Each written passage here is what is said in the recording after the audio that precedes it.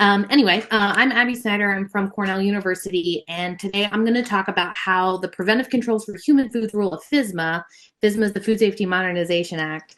Don't worry about it for now. We're going to talk about how that stuff applies to small food businesses. And by small, I mean businesses that produce less than $1 million a year in food, because according to the Preventive Controls for Human Foods rule, that's the point at which small food businesses are eligible for qualified exemptions from the rule. So also, I want to point out that I said qualified exemptions, meaning that not even small businesses are exempt from all of the rule. They still have parts they're subject to. And so what we're going to talk about in this webinar series has to do with what regulations small businesses are still subject to, how to document qualified exemptions, and how to produce food safely and comply with these remaining aspects. So that's kind of the 3-week series. And this webinar is being supported by the USDA, and we've integrated content here related to COVID-19 preparedness. There are a few reasons we've integrated these topics. So dealing with the coronavirus pandemic has definitely changed how all of us do business generally, but just because we have to deal with all of that stuff doesn't make the existing food safety regulations less important. And in fact, they're more important now that processors produce safe products, so we are not sending additional people to seek medical attention for foodborne illnesses at this time, and because things like recall or food safety violations require additional attention from already stressed processors and regulators. And moreover, the practices like that Betty talked about that are part of FSMA with compliance for GMPs, for sanitation and employee health and hygiene also are the methods for controlling coronavirus spread. So kind of kill two birds with one stone here, comply with FSMA, help control your coronavirus spread. And then finally, from the business aspect, which we'll get in a little later today, with all of these current disruptions in consumer purchasing habits, many food businesses are thinking about ways to modify like what they produce and sell and the streams that they're trying to capitalize on in terms of sales. So if you're trying to enter new markets, sometimes thinking about what regulatory compliance or what documentation needs to look like in order to take advantage of those is a part of this too. So FSMA compliance facilitates access to new markets. So there's a variety of regulations food producers, I'm sure you know, are potentially subject to. I'm focusing on preventive controls, or the PC rule of FSMA, but we'll talk briefly about how other regulations kind of intersect with this rule. And whenever we promote this class, we do get a lot of questions from processors that are like, oh, I do X. Am I subject to the rule? And so that's why I find for this first mini session, kind of like a discussion about the landscape of regulations here, help to facilitate that conversation, help direct people to what are the next steps, what are the things they actually need to do, and kind of open up a discussion about potential hazards and risk reduction strategies that are size and product appropriate. So to start with is a question about who regulates food. So the FDA and USDA both regulate different types of food products. Notably, the USDA regulations pertain specifically to meat and poultry primarily. Most other food falls under FDA jurisdiction. There are special FDA regulations for juice HACCP, seafood HACCP, canned foods, both acidified and low acid canned foods, and the PC rule, right, that we're focusing on today. Those are for FDA regulated products. But the folks that you are most likely to see in your facility are often the state inspectors who even sometimes perform these inspections on behalf of the FDA.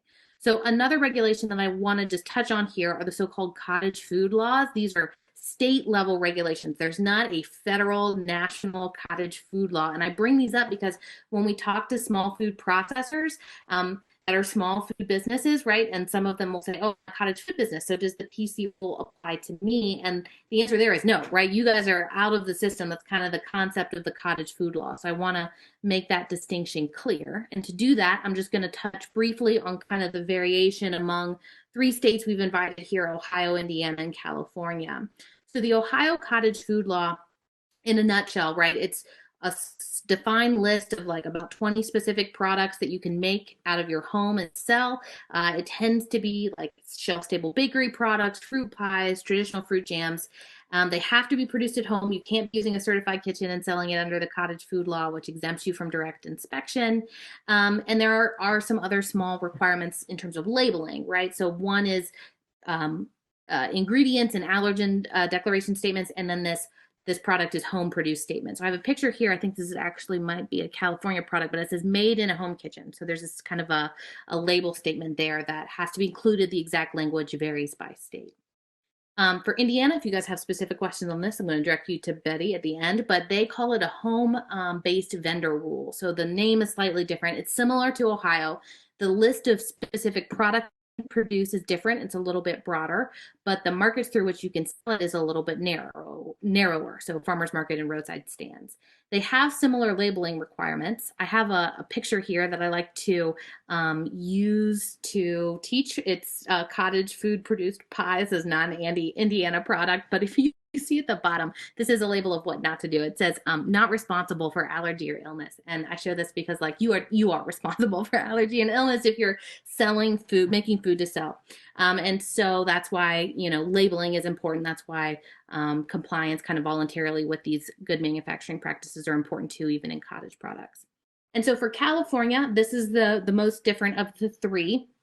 If you're in California and you want to produce food under the cottage food law, you should contact your county environmental health department and be prepared to go through a small training and have them do an initial inspection of your house. So in California, there is this registration process, unlike in Ohio or Indiana, but I want to note it's different from the registration and inspection process that food processors operating out of commercial facilities and not their homes would go through. The bottom line is that if you are a small food producer but only making cottage foods, then you are exempt from the entirety of FSMA. The sanitation and food handler health and hygiene practices are still relevant, but in terms of required documentation, what I'm going to be talking about next applies to small processors who are operating out of commercial facilities, which include shared use or certified kitchens. Okay, so if you find this confusing, you are not alone. And what I found is helpful for people is to get a handle on this is to go through some examples. So for practice, let's say you are a pickle maker. What regulations are you subject to? So let's first ask about cottage foods. Are you a cottage food? Answer here is no. Pickles are not on that approved list of products. So sometimes people mistakenly believe that these kind of acidified products can be produced as cottage foods, since some cottage foods are canned goods, but that is not the case. So I want to make that point. Not a cottage food producer. They are subject to the preventive controls rule of FSMA, but additionally, I mentioned that these are acidified food products. So they are subject to this canned acidified food regulation, and that kind of mutually exclusive, it's either cottage food or preventive controls does not apply here. So in this case, the acidified food producer, if you're a pickle manufacturer, you would have to comply with both of those regulations. Okay, so what if you are making cookies? If you are making cookies, are you under cottage foods? That depends, right? If and only if you are making those cookies out of your home and adhere to the kind of other regulations about labeling, you would be cottage foods, so you wouldn't be subject to preventive controls. But if you're not making them out of your home in a certified kitchen or at a commercial facility that you own or rent, you would be subject to preventive controls. The amount of that regulation that you're subject to is dependent on the size of your business. So that we'll get into more next time, but basically if you produce over $1 million a year, then you are subject to a different amount of the regulation than if you're a small food business. Okay, so what actually is the PC rule of FSMA? FSMA, the Food Safety Modernization Act, includes several different rules. You might have heard about the produce safety rule if you grow fruits and vegetables, the preventive controls for human food rules, what we're talking about, and it's sometimes called the PC rule for short. It has 7 subparts shown here, A through G. And if you sell more than $1 million in food, you're subject to all subparts, right? A through G. And there's a 2.5-day training course called the Preventive Controls for Qualified Individual Training that you would take. That course focuses on these 2 subparts, C and G, and these are the most labor-intensive, most document-requiring part of the rule. They include the requirement for the written hazard analysis and as relevant written preventive control plans and associated documentation. If you're eligible for a size-based qualified exemption, which again, if you sell less than $1 million a year, you are, these are the elements you are exempt from, but you're still subject to the rest of the rule. And these remaining subparts focus on current good manufacturing practices and required documentation. And that's what I'm gonna get more into in the following 2 weeks. So just to note, a lot of that really focuses on this kind of subpart B, GMPs stuff that Betty kind of touched on, which apply to everybody, including very small facilities who produce FDA regulated foods. And so this part of the regulation lists just baseline sanitary practices required for food production. It's a foundation for your food safety program, and I want to just mention that briefly during this initial overview. Of course, we'll get into this more next time. All right, so again, to kind of test your knowledge here, let's do some examples. So if we were in person, this could be more interactive, but go through the process. So if you are a cookie manufacturer and you employ 10 people and sell $5 million in cookie products, what would you be subject to? Cottage food, I think we can say no, you're probably not doing $5 million out of your home. So that probably means you're subject to the preventive control rules of FSMA. What if you make cookies out of your home and you sell them at a local farmer's market? So the key information there, of course, is out of your home. Cottage foods are home-based vendor rule, depending on what state you're in.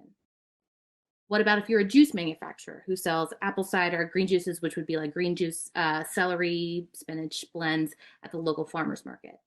You can see here I don't say anything about size or where they're produced, and that's because juice is one of those HACCP, special HACCP rules that has its own regulatory framework. So that would exempt them from preventive controls. And if you are juice and you have some questions, feel free to reach out at the end with juice specific questions. What if you are a sauerkraut producer who sells $700,000 in product every year? So the key there, of course, preventive controls, but they're less than $1 million. So they may be subject to these modified requirements that we're going to talk more about next time.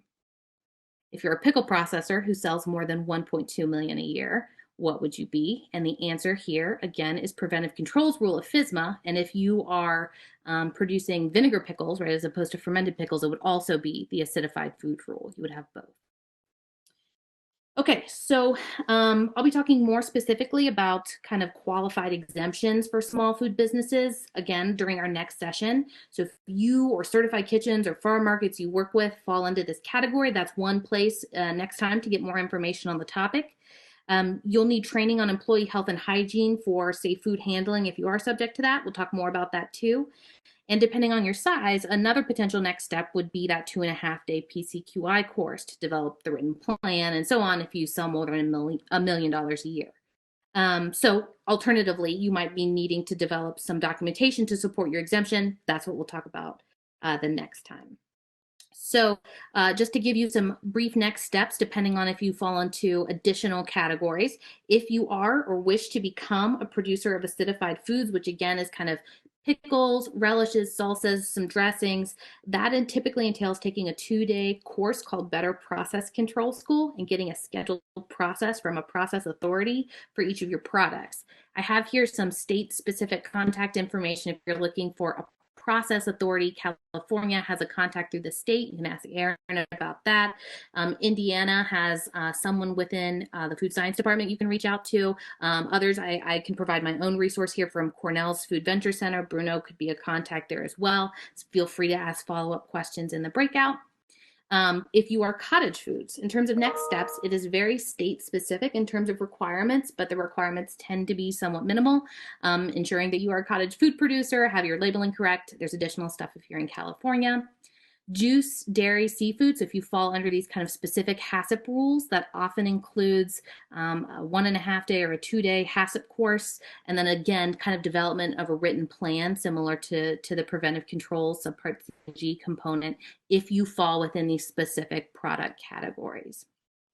So, regardless, as you've heard everywhere, these are uncertain times, but you can try and use this time as an opportunity to reevaluate your business and get your ducks in a row from a food safety and from a regulatory compliance perspective. And if you're currently producing, I strongly suggest you think through GMPs and how you can enhance those to prevent the spread of COVID-19 among food handlers, and think through training and who is available to do different functions within your business as part of continuity planning. So we'll be happy to talk through specific questions you have about that process today, and we'll be talking more about it the next time. If you have questions you'd like to submit in advance for next time, we can take those too, Betty or I.